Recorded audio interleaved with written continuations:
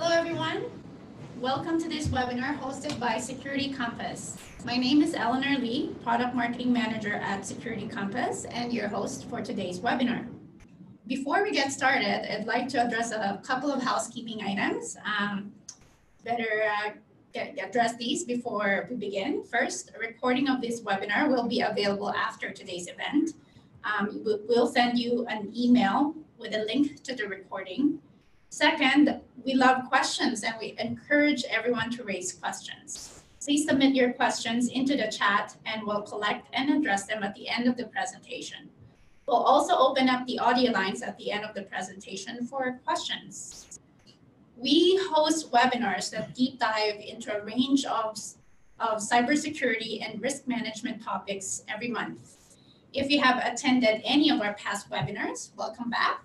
And for those of you who may not be aware of us until today, Security Compass started out with a team of very experienced penetration testers in 2004 and has since evolved to become a security software company that offers professional advisory services, training, and SD Elements, a first of its kind expert platform that translates security standards into actionable tasks to improve your security posture.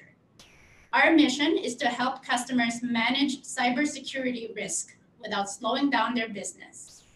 I am very excited about our webinar topic today, which is about understanding the importance of architecture security and exploring a framework to establish and measure it.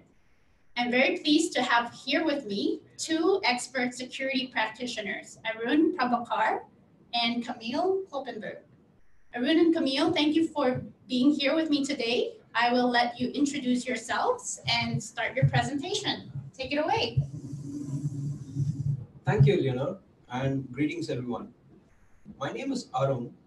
I'm a security consultant with Security Compass. I'm a practitioner with a large interest in architecture and system modeling.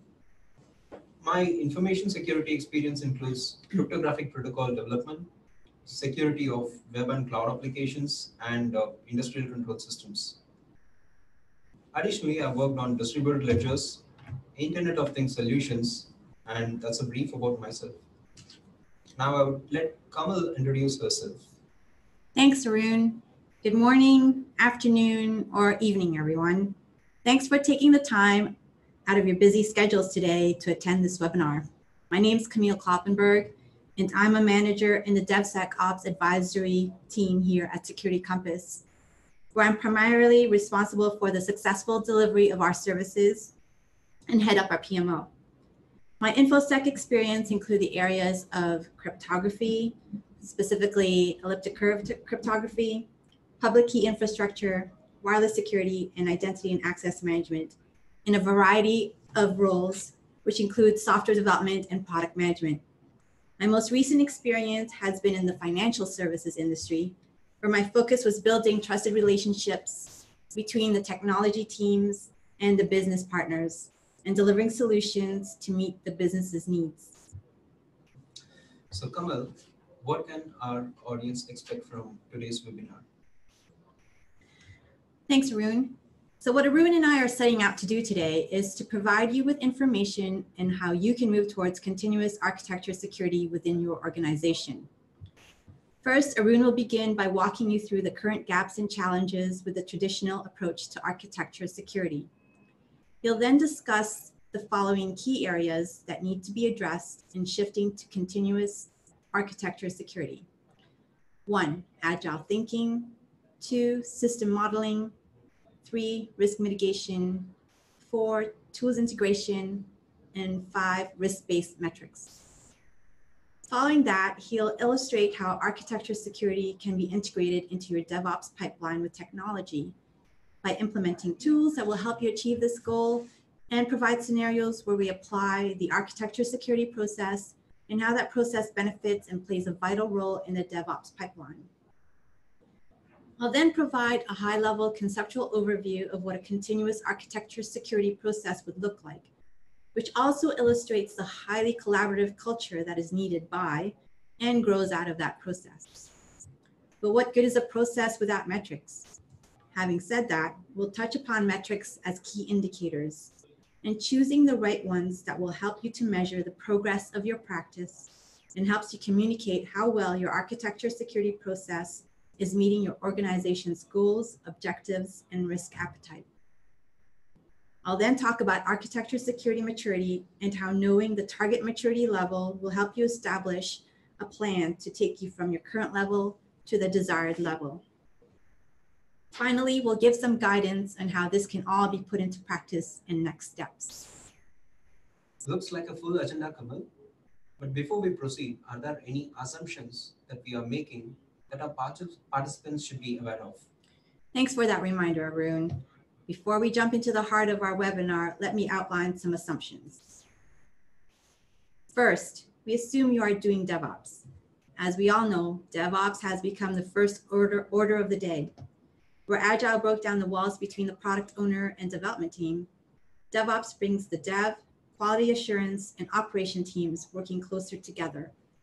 I would not be surprised if your organization is in the throes of or has already gone through DevOps transformation projects or programs. Second, you're struggling to inject security into the phases of the SDLC. Kamal, I'm sure a lot of us have this challenge. But do you have some scenarios that you would like to call out? Absolutely. Here's a few of the scenarios that come to mind. So in the race to deploy new features and functionality, the tendency is to deprioritize security requirements. And this made worse when there's no stakeholder buy-in or enforcing mechanisms to ensure that they are tracked through the SDLC and completed. Now with DevOps, automation is king. While there is a plethora of tools that can automate some of the security activities, as you all know, and a single tool does not meet all our requirements, nor does it provide 100% coverage. Then there are the common project issues we encounter in our day-to-day lives. Lack of time, not enough budget for all the things that we want to get done, and lack of resources. These common issues sometimes become reasons used to deprioritize security unless there is a mandate or policy that ensures security requirements and activities are completed prior to deployment. I see, that's a good summary of scenarios of challenges faced by any typical project. As the head of the PMO, don't I know it? So my third assumption is that your security activities are isolated and run on a separate track in order to satisfy audit needs. This leads to an environment where teams don't talk to each other and there's weak or lack of coordination among teams and team members. I've been in many situations where the security team is not engaged or is not notified of a new product development or release until late in the process. And then the dev team is outraged when security finds a major issue which would have not impacted the release rollout had it been addressed up front. Can you give us a real-time example here, Kamal? Sure. One such example is, say, the use of microservices, third-party tools, and or APIs late in the development cycle. And their integration with the mainstream product can certainly have an adverse effect on the product overall. So I already mentioned the plethora of tools, but even when you've selected a set of tools, they don't talk to each other. You then have to spend and allocate resources to develop capabilities to allow for integration of those tools and or consolidate the outputs from those various tools and put them into a format that your downstream systems can use. And on top of all this, you have the overall accountability for ensuring application and product security. Yeah, that's a tough job. So now let's put our thinking hats on and learn more about the concepts of DevSecOps and how architecture security plays a major role. So I'll turn it over to Arun, who'll start us off by providing a background on how architecture security is done traditionally and what the challenges are with the traditional approach. So over to you, Arun. Thank you, Kamal. Before we get into the details of challenges with traditional approach, let's try to understand what is an architecture security process. This will help us to understand how to fit architecture security in DevOps pipeline and why they should be planned and executed first. Haroon, before you get into that, could you please brief on what architecture and design concepts are? Are these synonymous concepts or not? Sure, Kamal. First, let me clear off the small misconception that some of us have when it comes to understanding architecture and design in the system development lifecycle. While architecture focuses on functional aspects of the end-to-end system that's built, design focuses on many of the implementation details and would be specific to modules that are present in the overall architecture. Secondly, what is architecture security and what are the activities done here? There are typically two key security activities performed in the architecture phase. They are the security architecture reviews along with system threat modeling.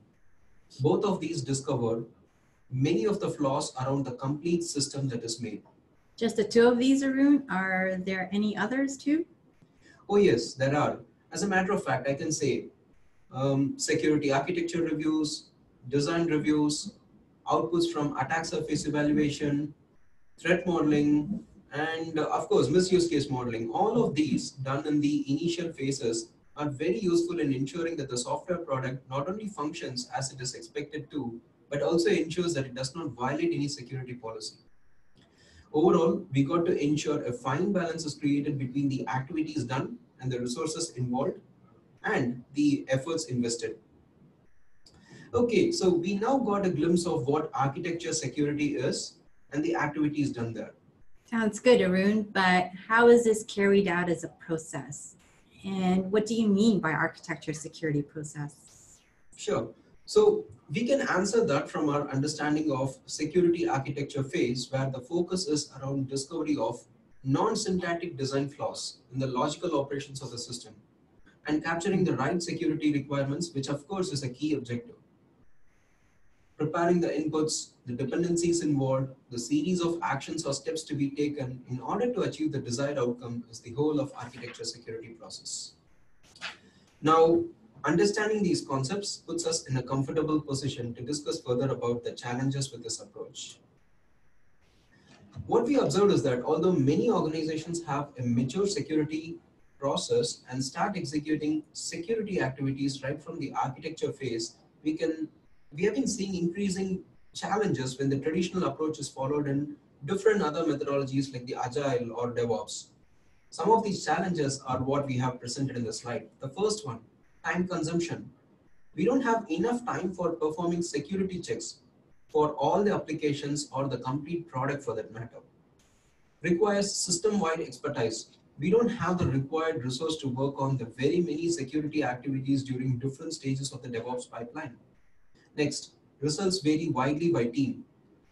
What it means is that there is a high degree of inconsistency observed in the approach and outcome. Emphasis is more on the application as opposed to the overall system. Now, this is required to address security issues in other layers of the product developed and not just on the application, as security issues in other layers may cascade to the application under assessment. Next point talks about the way in which the experts conduct threat modeling and other activities primarily to discover threats. Most of the time, the focus is around remediation, and it is evident in many scenarios that they are not well aligned with the DevOps methodology. Also, security activities, mainly threat modeling, should be run iteratively on different modules in the overall system, thus keeping the model up to date. And last point, integration with SDLC. Now, I can say this is with reference to the reporting, the response from the teams on the issues raised. Now, this will be different from the traditional security process, as you can imagine. That's quite a list of challenges, Haroon. The points you raised were definitely resonating with some of my past experiences. I agree with that too, Kamal. So, how are we going to achieve this concept of practicing architecture security as a continuous process throughout the life cycle? This is going to be a key aspect for our DevOps methodology. What we see are a set of points that will help us achieve this by capturing the right security requirements in the architecture phase and define a process that will help us continuously monitor the DevOps pipeline. First, agile thinking. There are a set of values that define what agile thinking is and how we follow these in the architecture security. As you explain these values, Arun, it would be really good if you can give some examples so that we can correlate it to our experiences. Oh, for sure. Along with the values, I'm going to share with you a quick example so that it will be easy for you to correlate. Showing flexibility. Things like determining trade-off on performance versus security, trade-off on functionality versus security. These are some examples that will help determine how flexible we are. Next, value is speed. I can say this is about prioritizing the flaws to fix them without disturbing the continuous delivery mechanism. Responsiveness. Now, I can say this is about managing security incidents, third-party threats, and so on. When it comes to change management, how vulnerability management is planned, patch management, configuration management, how they are incorporated in the CI/CD pipeline, and that is what exactly this value talks about. Finally, when it comes to good engineering practices, we have lots and lots of information that we can say over here. System modeling, I can say this is a primary activity that is to be done as part of the architecture security. This involves carefully planning the architecture of the system from different aspects and placing the right security requirements and controls. The requirements and controls should be planned under the following sections which you see in the slide. From a business perspective, we have to see how to address challenges and incorporate the needs of regulators, the stakeholders, the consumers, and capture the right security requirements from all these perspectives. Second is application. Here we have to capture requirements that ensure a fine balance is created to make sure DevOps demands does not weaken the architecture complexity or even make them vulnerable. Next, we talk about the infrastructure. As infrastructure as a code takes the center stage, we have to come up with requirements that will help the development teams to interact with the infrastructure through secure software programs. Yeah. And last is the security. How do we ensure that reliability and resiliency are taken care of as we incorporate security concepts in the DevOps pipeline, like security as a code, compliance as a code, and of course, using continuous monitoring and logging practices. Yeah, this is important. The risk mitigation. Here we have to answer some of the key questions like how the risk management strategies are going to be addressed. Some of the questions would be, say, how are our controls aligned to our business needs? How do we handle the risk in every phase of the DevOps pipeline? How do we determine the risk levels and security posture? And even how to inculcate risk management practice in our culture. And of course, we can have some more questions based on our past experience of handling risk, past experience of working with different processes followed with our internal teams, and of course, working with the different vendors and other stakeholders. Tool integrations, I'm going to talk about the details and the importance of this in the upcoming slides. I'll elaborate on the important points of how to establish security in the pipeline and of course, security of the pipeline. Risk, with regards to risk aspect, Kamal has captured some of the important metrics and she is going to take us through and talk about the relevance in the DevOps. That's a few slides away. Now let's take a look at the DevOps pipeline. Yeah, so what we see over here are the different phases of the DevOps pipeline. In DevOps, a lot of emphasis is given to tools, process, and culture. And tools are of primary importance, which helps the development, operations, and the quality assurance team to work together to closely build the pipeline.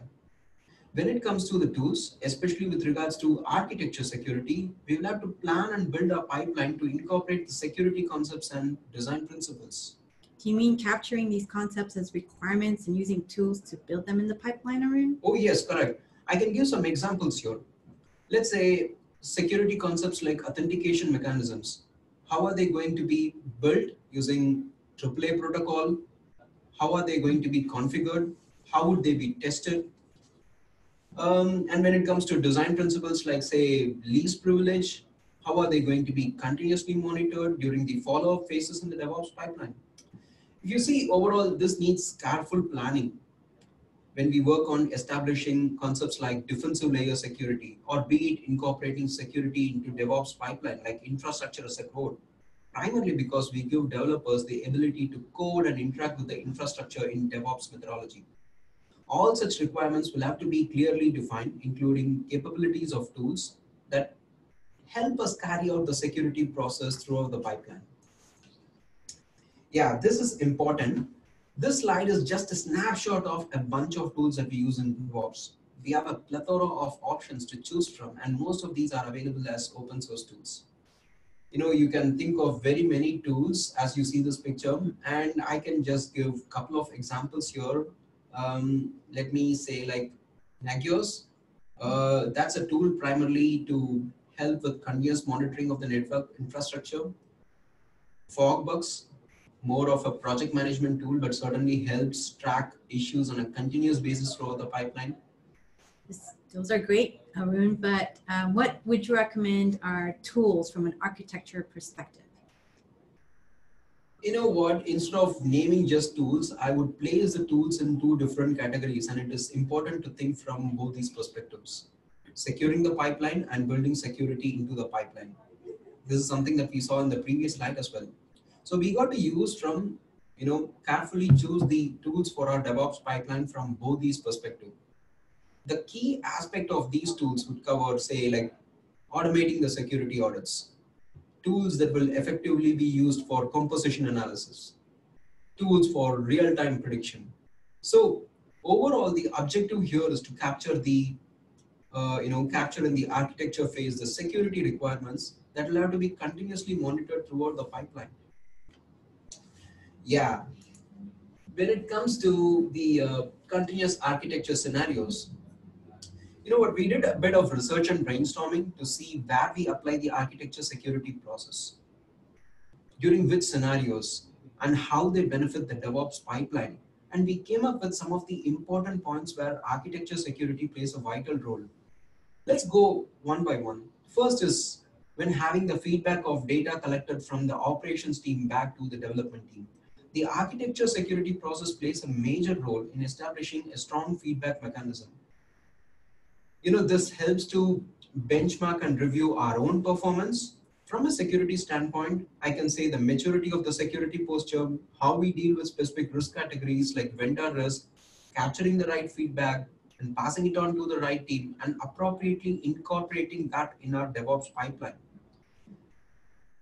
Secondly, there are scenarios, especially during production, when we encounter, say, like new threats, new patterns, attack vectors. During these times, architecture security process should define how and when threat modeling is performed so that we can proactively deal with these scenarios, and also define the periodicity of performing activities in the pipeline, like say the secure code audit or secure configuration audit, and of course there are many. Moving on to the next one is the infrastructure hardening. This is very important among all the points. Even as we are dealing with application security in DevOps, as we leverage, say, the cloud services for application development, we must make sure to give the same security treatment for the infrastructure, just like our application. Because if you remember, I mentioned a point about how developers are going to interact with the infrastructure. So all the important requirements for this must be captured in the architecture phase. Moving on to the next point, architects should make sure that awareness and training to other teams are being performed.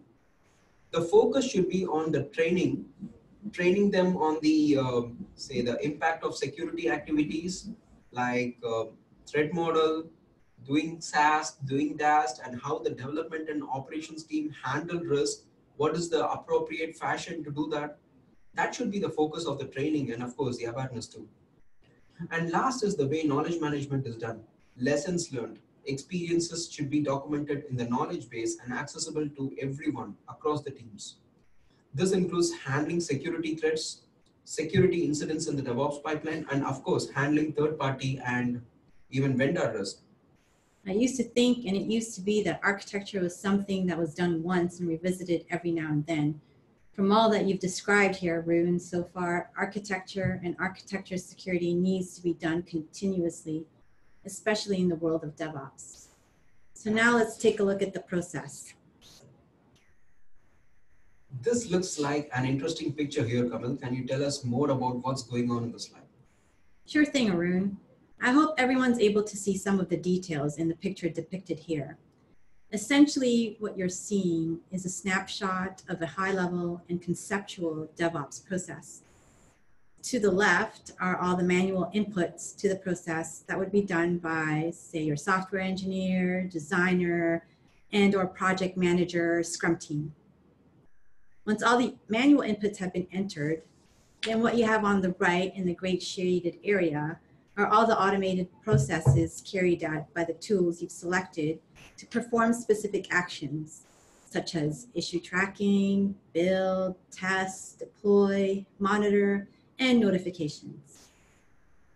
At the bottom of the picture are the manual inputs and automated actions which span the process and include things like viewing the status of the actions in the automated systems, because we definitely want to know what's going on there, and accessing various artifacts, documentation, and data that is output from those systems, which we can then use for reporting or in our feedback loops.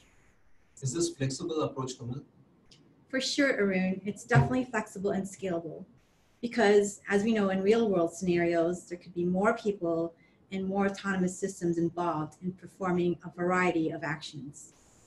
But the overall goal really is to achieve automation in successive iterations and increase the collaboration with the various cross-functional teams. So now that we've talked about the process, let's dive into metrics. Again, this is just a sample of metrics that you can choose from. As you start your journey to continuous architecture security, pick 1, 2, or 3 metrics and think about how the continuous monitoring of those metrics will help you achieve your goals. Can you take us through a couple of these metrics as an example, Kamal? Absolutely. So let's take a couple of metrics from the list shown here. Deployment frequency. What we mean here is the frequency in which a software product goes into production. Would this be multiple times a day, multiple times an hour, once a month? In order to measure this, we need to be able to answer the following questions. So 1, how often does QA, including security issues, and other issues, I should say, get addressed? Secondly, for the customer of the end product, what's the value that they'll derive and what is the impact to them from every deployment? Another one we could look at is application performance. So examples could be monitoring high memory consumption and network latency. Continuous monitoring of the application on such parameters will have to be correlated to the impact they have on security, like availability and integrity of the end-to-end system. I'm sure both the metrics which you mentioned are more specifically on the application parameters. Do you want to specifically call out any risk-based metrics? Good catch, Arun. So let's take time to patch vulnerabilities. From a security perspective, it's important to patch the vulnerabilities before significant releases. But we have to take into careful consideration the time that we fix it, in which phase of the pipeline, before or after specific milestones, and also the frequency of which we do fixes. We need to also be cognizant that the requirements from other stakeholders in the business are not negatively impacted. Oh yes, that sounds good.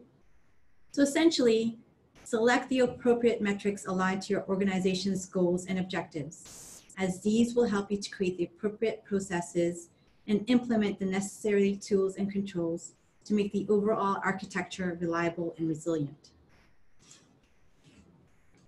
So now we have a conceptual process and have chosen metrics to start measuring.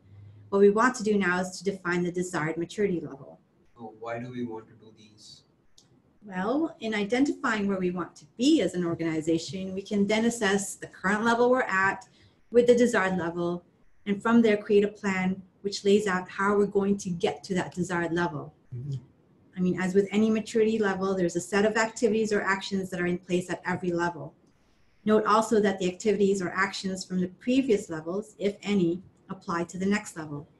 For example, activities in maturity level 1 are also in place for maturity level 2, and so on, except where an activity has evolved, such as introduction of security requirements in level 2 has evolved to traceable security requirements in level 3. The maturity level can also be identified for a range of controls. So depending on the architecture, it might have more or fewer controls. I'm sure you have noted down some controls that you're going to share with all of us. That's correct. So some examples are application controls. So the focus of those controls are the security of application and the data that it uses. Procedural controls is where you have your risk management, your security governance, policies, guidelines, standards they're in place. Your operational controls, I should say, where we focus on the asset, incident management, access controls.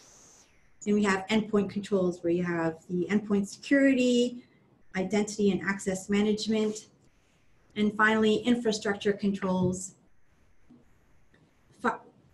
Infrastructure controls, so where you have firewall implementation, denial of service prevention, and preventing intrusion detection attempts. Mm-hmm. So once you've implemented the program and controls to meet the desired maturity level and the desired maturity ratings for controls, you can then start to update those ratings and the management team can have visibility of the progress. Mm-hmm. So how do we put all this into practice? What guidance can we share with our audience? Great question, Arun. So first, it's important to start with the process, not the tools. Having a defined process will help you determine the tools that best meet your needs, and if possible, helps improve the process, such as improvements in productivity.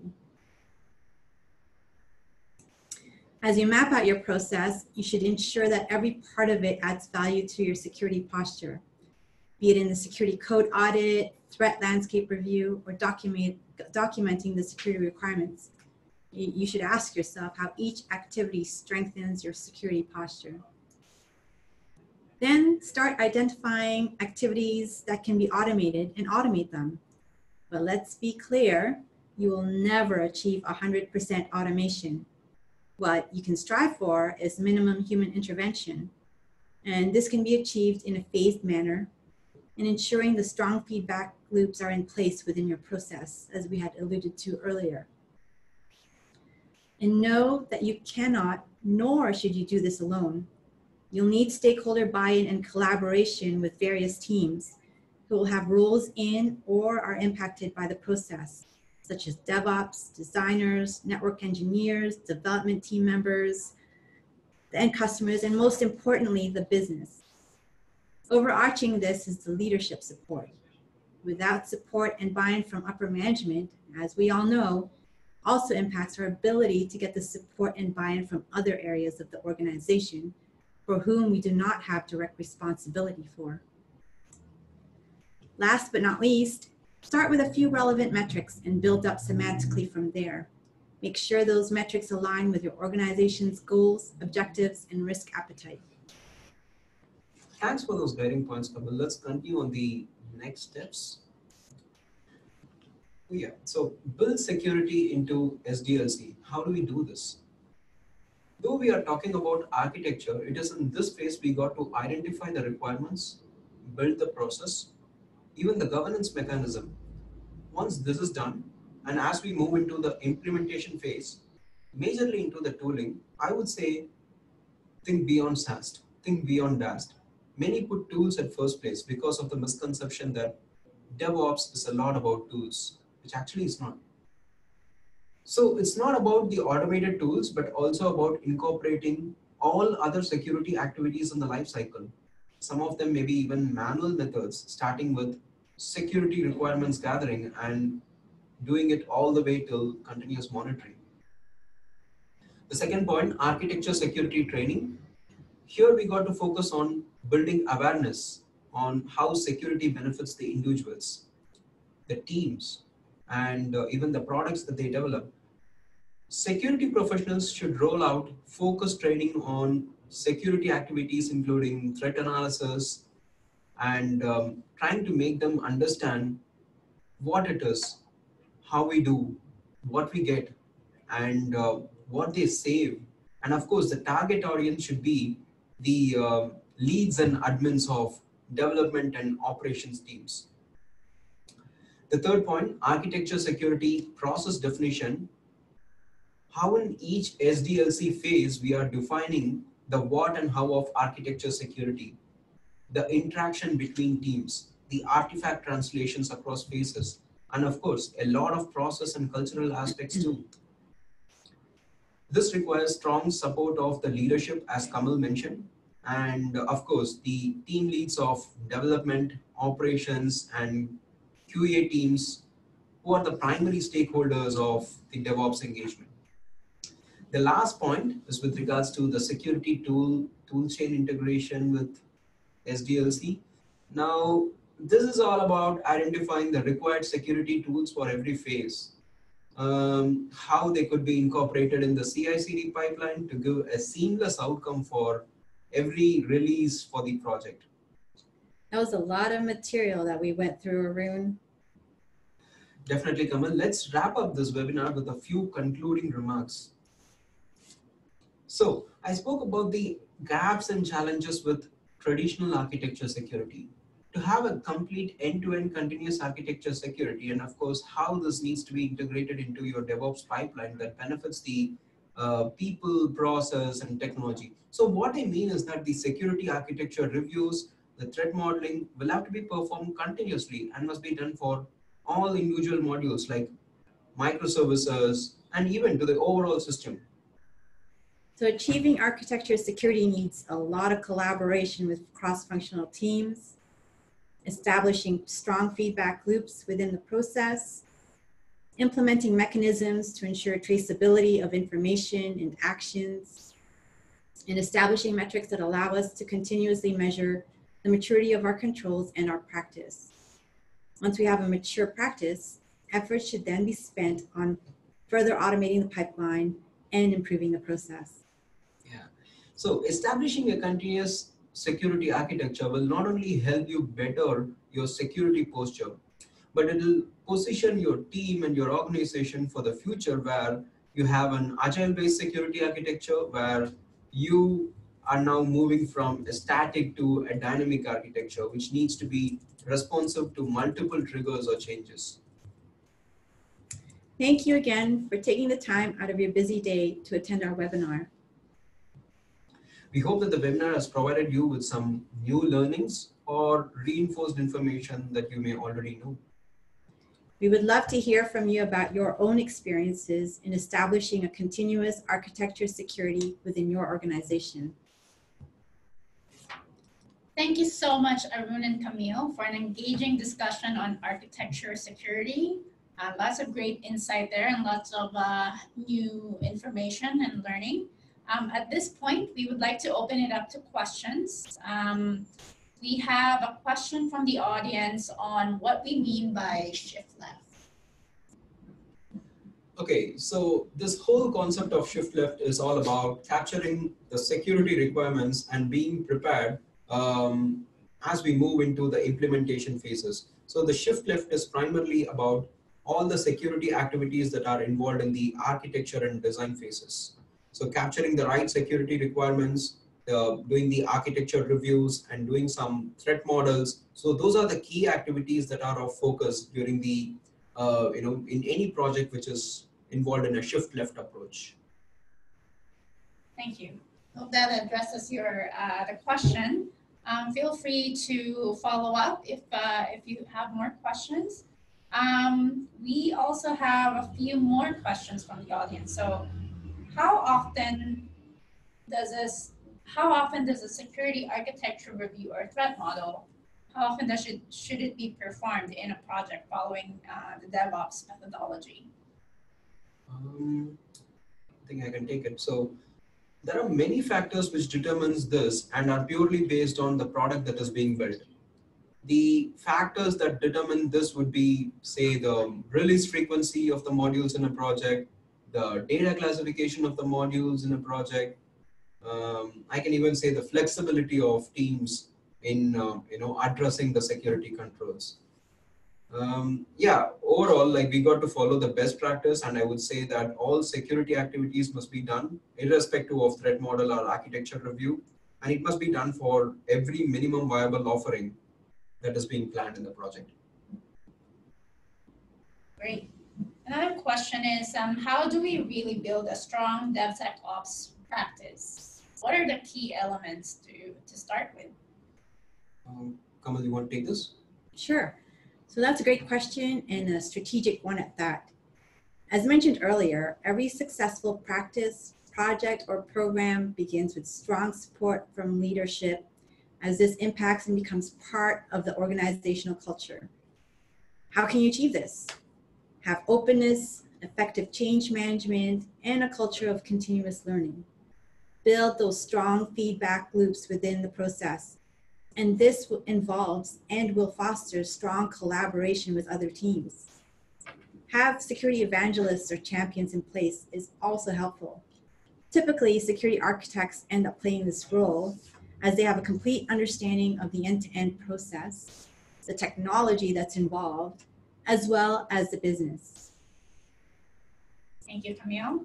Another question is, can you give examples of areas of DevOps practice which we must focus on when gathering security requirements?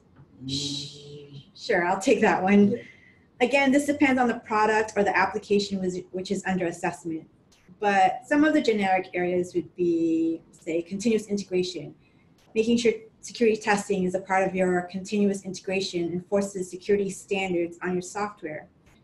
And making this decision from the start also enables those responsible for DevOps to make knowledgeable decisions about the architecture and full considerations given to necessary security requirements. Then say continuous delivery. As Arun mentioned earlier, this is about building security into the pipeline as well as ensuring the security of the pipeline. Another area, infrastructure as a code. Again, this is similar to ensuring security development practices and security testing of application code. Even security of some process aspects like communication and collaboration might need to be taken into consideration. All right, so let me just have a quick look. So we have a few more questions. Great. So what are the results of the architecture review process? Producing threat model artifacts or finding security bugs? Is there any preference? Okay, so let me go with the question one. So we have mentioned this, right? There are many security activities that can be performed in the architecture phase. So the primary ones would be, as a practitioner, I can say, the gathering the security requirements, and of course, doing the threat modeling from a system perspective, as opposed to focusing only on the application perspective. So the point over here is like, when you gather all the requirements, you're not going to have a lot of loss. It's going to be an input for you for many of the security activities that you are going to do in the follow-up phases. Threat modeling, it's going to give you a heads up for the stakeholders in the follow-up phases to focus on the important ones. I can give an example. I think we saw that in the slide as well. Things like ensuring least privilege principle, right? So if we capture this as an important item in the threat modeling, it's going to be an input for the development lead or the QA lead to see if every module is built with these design principles in focus. So it's going to be a combination of the architecture reviews where the focus is on requirements gathering, as well as system-wide threat modeling where the focus is on gathering the important flaws so that like the stakeholders in the successive phases are going to properly do their work in building the secure software or testing the secure software. Okay, thank you. A follow-up question is, are there any recommended tools for generating threat model artifacts? Is there any suggestion to automate this process? Any suggestions to automate the process? Okay, so when it comes to tools, I would say like threat modeling and tools, or using threat modeling tools for threat modeling is not going to be a solution 100% of the times. This is because what tools are going to do is like they are only going to help the security professionals in capturing say like 40% or 50% or 60% of the threats. The point is like they are going to cover only the generic ones. The specific ones are to be covered by the security professional who is in charge of the particular project. Because we know best about our environment, about the technologies, about the people, about the vendors, and different other aspects. So, the tools are only going to help us, but we are the ones to, expand the list and capture the complete list of security issues that are applicable for the particular product. Thank you. I think we have one more question, last question from the audience. Are there specific tools which will help automate the security architecture process in DevOps methodology? So kind of like a follow-up to that question. So Arun, I'm going to let you respond to this one. Yeah, as Kamal mentioned, this is more in line with the question that was answered previously. But again, unfortunately, there are no ready-made tools or framework that will help us automate this process completely. As you would have seen during our talk, there are a suite of tools for every phase of the pipeline and for every security activity. The option is there to choose from a variety of security tools and frameworks based on our product and the process that we are following internally. The point here is that, like, as architects and managers, we have to make sure if the chosen tool or the framework fits into our DevOps pipeline. We must make sure that it satisfies the regulatory needs and ensures all the security requirements are verified, which is, of course, the key activity which we performed in the architecture phase. I can say, like, we definitely have a few promising vendors in the market who are doing very good in this space. But of course, a lot of this we will have to choose based on how they fit our needs, the environment, and the products and the process. Well, thank you so much. Thank you, everybody, for all your questions. It's made it all very interactive. Thank you, Arun and Camille, for a very engaging discussion. Again, we will provide a link to the recording of this webinar to everyone here via email. Do join us in our webinar next month, which is in the new year, for an expert discussion on the global impacts and behavior of the General Data Protection Regulation, or GDPR. Please visit the resources page on our website at securitycompass.com to sign up. Thanks again to everyone for attending this webinar. Have a great day.